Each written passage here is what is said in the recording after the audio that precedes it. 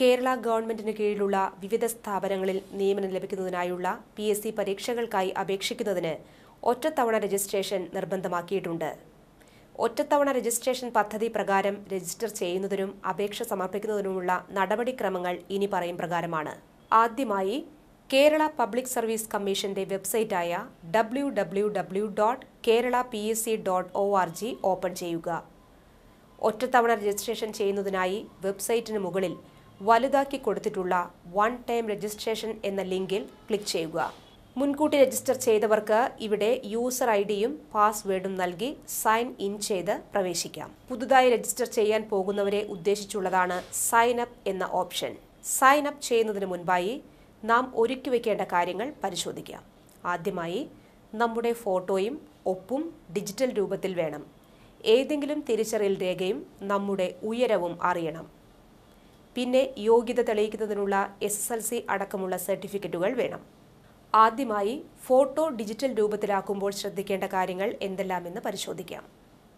ഇതിനായി ഫോട്ടോഷോപ്പ് പോലുള്ള photo editing software open ചെയ്യുക.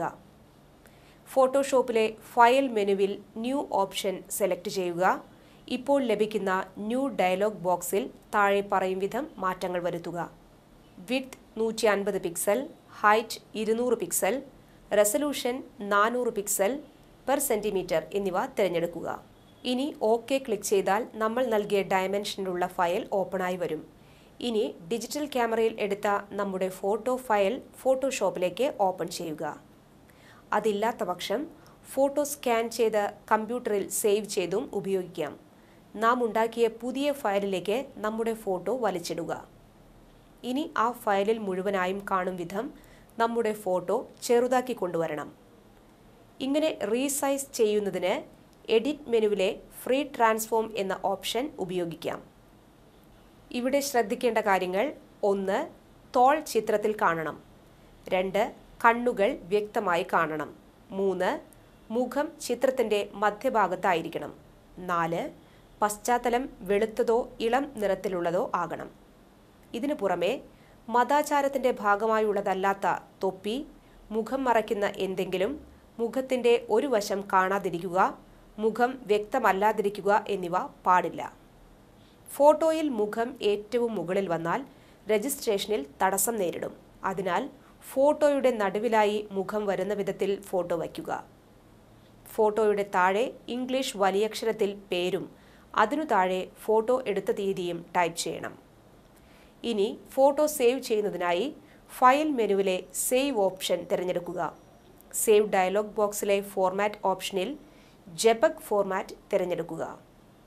തുടർന്ന് സേവ് ബട്ടൺ ക്ലിക്ക് ചെയ്യുക. JPEG ഓപ്ഷൻസ് ഡയലോഗ് ബോക്സിൽ ക്വാളിറ്റി ഹൈ എന്ന ഓപ്ഷൻ തിരഞ്ഞെടുക്കുക. തുടർന്ന് OK ബട്ടൺ ക്ലിക്ക് ചെയ്താൽ ഫോട്ടോ ഡിജിറ്റൽ രൂപത്തിലാകും.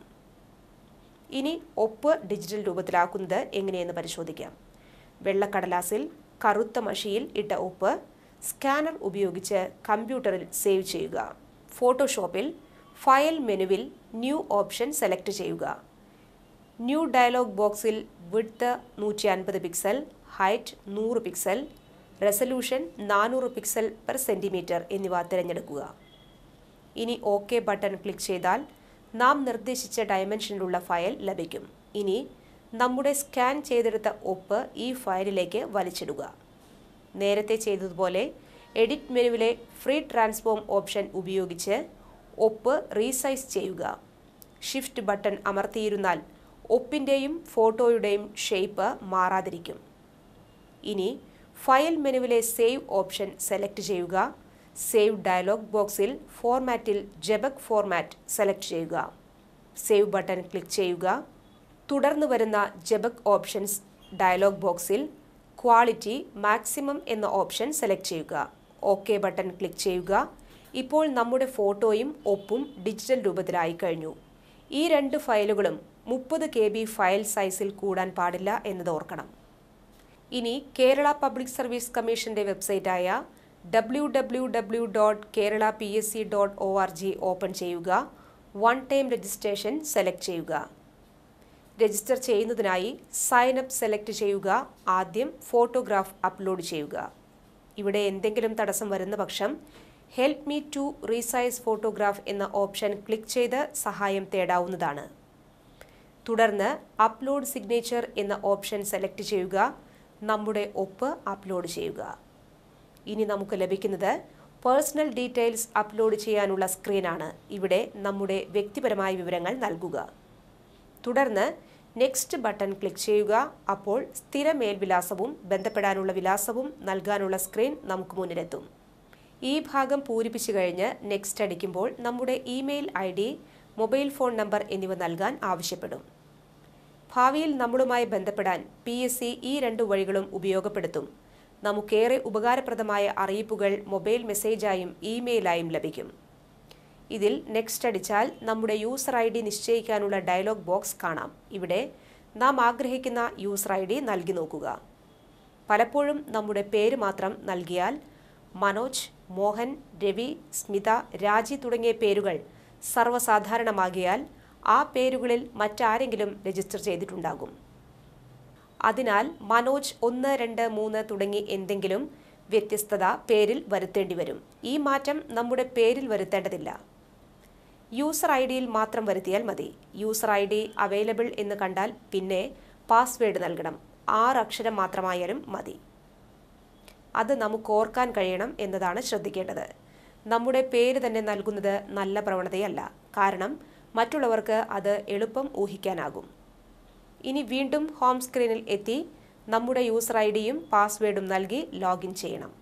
ഇനി ആദ്യം ചെയ്യേണ്ടത് ഡിക്ലറേഷൻ ഫോം പൂരിപ്പിക്കലാണ്. അതിൽ നമുക്ക് എന്തെങ്കിലും മുൻഗണന ലഭിക്കേണ്ടതുണ്ടോ എന്നാണ് പരിശോധിക്കുന്നത്.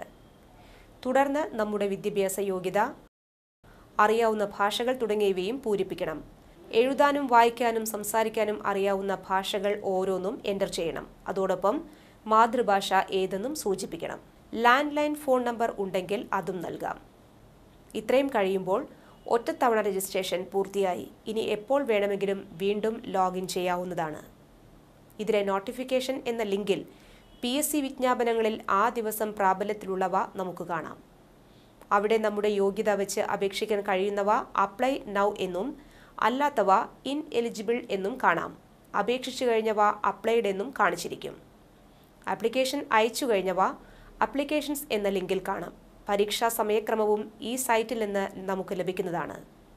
ഇത്രയും കാര്യങ്ങളാണ് ഒറ്റത്തവണ രജിസ്ട്രേഷനുമായി ബന്ധപ്പെട്ട് ശ്രദ്ധിക്കാനുള്ളത്.